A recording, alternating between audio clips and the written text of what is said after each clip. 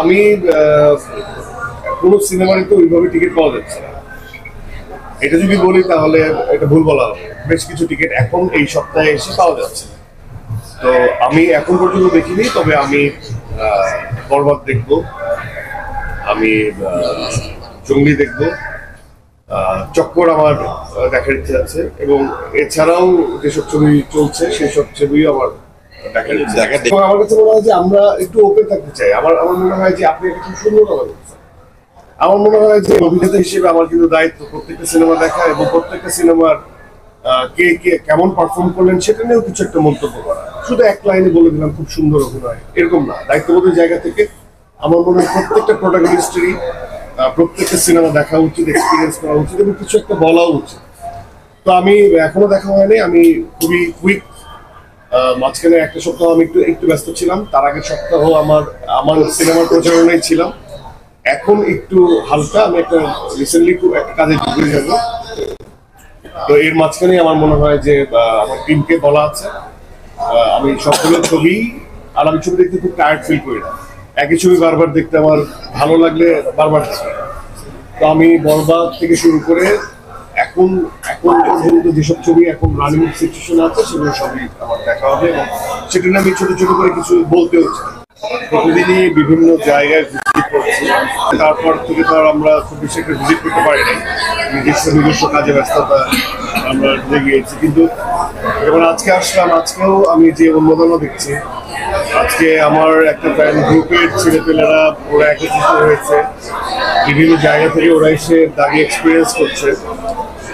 কারণ আমাদের producing team খুব সিলেক্টিভ জায়গা থেকেই ডিস্ট্রিবিউশনের বা হল যেভাবেই তারা রিলিজ করা হচ্ছে বা যেখানে যেখানে প্রদর্শিত হচ্ছে সেই সংখ্যাটা সর্বোপরি সমস্ত মানে সব জায়গায় নাই। তো এই জন্য বিভিন্ন জায়গা থেকে যারা ইচ্ছে পোষণ করে তারা এসে বিভিন্ন নিকটস্থ মাল্টিপ্লেক্সে এক্সপিরিয়েন্স করছে, এবং তারা আজকে প্রায় 100 জনের মতো একত্রিত হয়ে আসছে। তো এটা তো আমার মনে হয় যে একজন পারফর্মার হিসেবে এর থেকে ভালো লাগার কিছু থাকতে পারে। আবার আমার এক কাছের ছোট ভাই, তাদের এমপ্লয়িরা আজকে একই হলে একটা শো এক্সপিরিয়েন্স করছে, তাদের সাথেও আমার কাকতালীয়ভাবে দেখা হয়ে গেল। তো আমার কাছে মনে হয় সোফার একজন পারফর্মার হিসেবে আমার পারপাসটুকু থাকে হচ্ছে অভিনয়টুকু করা, গল্পের সাথে তাল মিলিয়ে আমার যতটুকু কাজ আমাকে ডিরেক্টর বুঝিয়ে দেন এবং টোটাল টিম বুঝিয়ে দেন ততটুকু করা, এবং এই যে আমার দেখতে আসা, সেখানে দর্শকের যে মন্তব্যগুলো আমি একদম কাছ থেকে এক্সপিরিয়েন্স করছি, সেটা আমার মনে হয় যে আমার পারপাসটাকে হয়তো বা কিছুটা হলেও আমি সার্ভ করতে পারলাম বা পারছি, এবং ভবিষ্যতে যে কাজগুলো করবো সেখানে হয়তো বা আরো বেটার করার চেষ্টা করবো। এটা মানে কখনোই ভালো লাগার জায়গাটা শেষ করা যায় না। আমরা এটা মেটাফোর দিয়ে বলি এই ঋণ আর কখনো শোধ হবে না, বাট আমার কাছে মনে হয় যে এটা আমাদেরকে অনেক বেশি ইন্সপায়ার করে। আমার কাছে মনে হয় যে এই মানুষগুলোর সাথে আমি খুবই একটা স্পিরিচুয়াল কানেকশন আছে। আমার কাছে মনে হয় কখনো চিনতাম না, জানতাম না তাদের আমার প্রতি যে আবেগ বা আমার কাজের প্রতি যে আবেগ। আবার বলবো যে একটা দায়িত্ববোধের জায়গাটাও আছে, যে আমাদের গল্পটা তো একদমই গল্প নির্ভর, ক্যারেক্টার ড্রিভেন। সেখানে সকল স্তরের মানুষ যারাই আমাকে অ্যাপ্রিসিয়েট করছে, আমাদের তো একটা টিজি ছিল টার্গেট গ্রুপ, তো সেই জায়গা থেকে তারা যে এরকম ওয়েলকাম করে এবং দেখছে, সেটাও একটা সার্থকতা। কারণ গল্পের মৌলিকতা, গল্পের গাঁথুনি, এই সব জিনিসপত্র আমাদের টিম অনেক বেশি কনসার্ন ছিল। তারা অনেক বেশি গল্প কেন্দ্রিক সিনেমাটাই বানাতে চেয়েছে। তখন যখন দেখা যায় যে না, আমরা যে ইমোশন নিয়ে আগালাম সেটা যখন দর্শকের সাথে যোগসূত্র ঘটায়, তখন এটা আসলে আমাদেরকে আসলে খুবই ইন্সপায়ার করে, আনন্দিত করে। আর ভক্তরা তাদের উন্মাদনা এটা চিরকাল থাকুক, এটাই আমি চাবো। তাকে অসংখ্য ধন্যবাদ যে এই যে প্রশংসা করলেন বা অ্যাপ্রিসিয়েট করলেন, বা এই অ্যাপ্রিসিয়েশন গুলোই এক একটা অ্যাওয়ার্ডের মতো। আমাদের যারা অগ্রজ, যারা আমাদের সিনিয়র, আমাদের আগে তাদের ফাইন্ডিংস গুলো ডিফারেন্ট, তারা না আসলে আমরা তো আসতাম না। তাদের তখনকার জার্নিগুলো আরো টাফ ছিল, তখন মোর কনজারভেটিভ সোশ্যাল স্ট্রাকচার, সোশিয়াল স্ট্রাকচারটা অনেক বেশি কনজারভেটিভ ছিল। তখন আর্ট কালচারের সাথে যারা সম্পৃক্ত তারাই তো আমাদের পথ প্রদর্শক। তো সেই জায়গা থেকে আমাদের সিনিয়র প্রত্যেকটা মেম্বার, এই ফ্র্যাটার্নিটির প্রত্যেকটা সিনিয়র মেম্বারের প্রতি আমার একদমই আমি ডিপলি কনসার্ন, তাদের কথাগুলো আমি শোনার চেষ্টা করি। এবং একই সাথে আমার যে একটা ইচ্ছা, আমি সবসময় বলি যে অভিনয়টাকে আমি সবসময় অনেক বেশি প্রায়োরিটি দিই। একটি কমপ্লেক্স ক্যারেক্টার বা চরিত্র নির্ভর গল্পটাকে আমি অনেক বেশি প্রায়োরিটি দিই। সেই জায়গায় সেই পথে আমি হাঁটছি। সেখান থেকে অ্যাপ্রিসিয়েশন যদি পাই তখন মনে হয় যে না, আমার পথটা হয়তো বা আমি যে ভাবনা থেকে আগাচ্ছি সেই ভাবনাটা হয়তো বা সঠিক। সেইখান থেকে ইন্সপিরেশন পাই। দর্শকরা যখন পজিটিভ কথা বলে তখন ইন্সপিরেশন পাই। যার হয়ে কাজ করছি, যে প্রডিউসিং টিম বা যে ডিরেক্টরের হয়ে কাজ করছি, সে যখন বলেন যে আমার আমার ওর প্রতি আস্থা আছে, তা আমার মনে হয় যে সকল এই সাধুবাদ এবং গঠনমূলক সমালোচনা একজন পারফর্মারকে আমি বলবো রিফাইন করে এবং একই অর্থে উজ্জীবিত করে।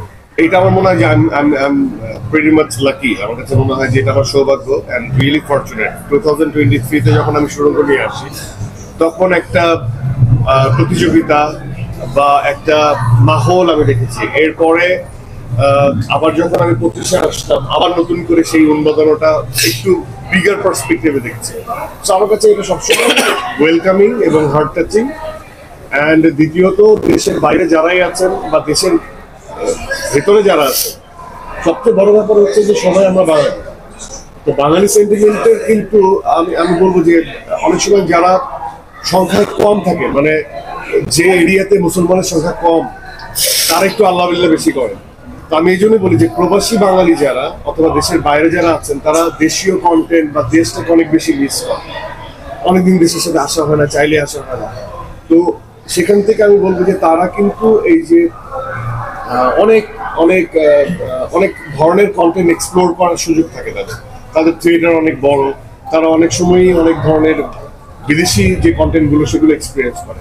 সেই জায়গা থেকে তখন সে যখন ওই দেশীয় আমেজের দেশীয় গল্প এবং চরিত্রগুলো দেশীয়, দেশের মতো, তখন মনে হয় আমার কাছে মনে হয় যে এটা তাদেরকে অনেক বেশি ভাবায় এবং অনেক বেশি ইমোশনাল করে তোলে। অ্যান্ড সো ফার আমাদের তো গল্পটা একটু ইমোশনাল এবং একটু একটা একটা বিষয়বস্তু নিয়ে আমরা কথা বলেছি।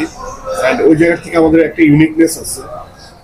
আমরা আমাদের মতো করে একদম নিজস্বতা রেখে আমরা গল্পটা একজন পরিচালক পোট্রে করার চেষ্টা করেছেন। এবং আমার মনে হয় যে আমরা পারফর্মার যারাই পারফর্ম করেছে সবার চরিত্র একটু কমপ্লেক্স এবং সবাই খুব সুন্দরভাবে পোট্রে করার চেষ্টা করেছে। আমার মনে হয় যে এটা অনেক পজিটিভ। উনি আসলে উনার 24 বছরের ছেলেকে উনি হারিয়েছেন।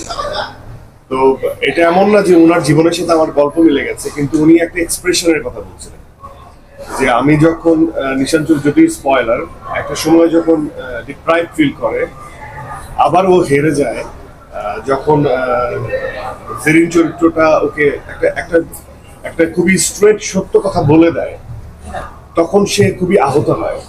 সেই আহত হওয়ার যে এক্সপ্রেশন, যে কষ্টটা, সেটা ওই মানুষটার যে 24 বছর বয়সের যে ছেলেকে উনি হারিয়েছেন, ওনার এক্সপ্রেশনের সাথে মিলে গেছে। এই জন্য উনি আসলে নিজেকে থামাতে পারছিলেন না। এবং আমি আবার বলে ফেলছি যে আল্লাহর দুনিয়া তো সবাই থাকে না, একটা সময় সবারই যেতে হয়। আমার বাবাও আমি হারিয়েছি, তখন উনি এটা বলেছেন আমার আমাকে যে বাবা চলে যাওয়া আর সন্তান চলে যাওয়া এক। তো এটাও তার পারসেপশন। তো আমি চাই যে তার ছেলে যেখানেই আছেন সুন্দর থাকুক, ভালো থাকুক, আল্লাহ তাকে জান্নাতে নসিব করুক। তার এটাই, এই ইমোশন যখন মিলে যায় তখন মানুষ ইমোশনাল হয়ে যায়।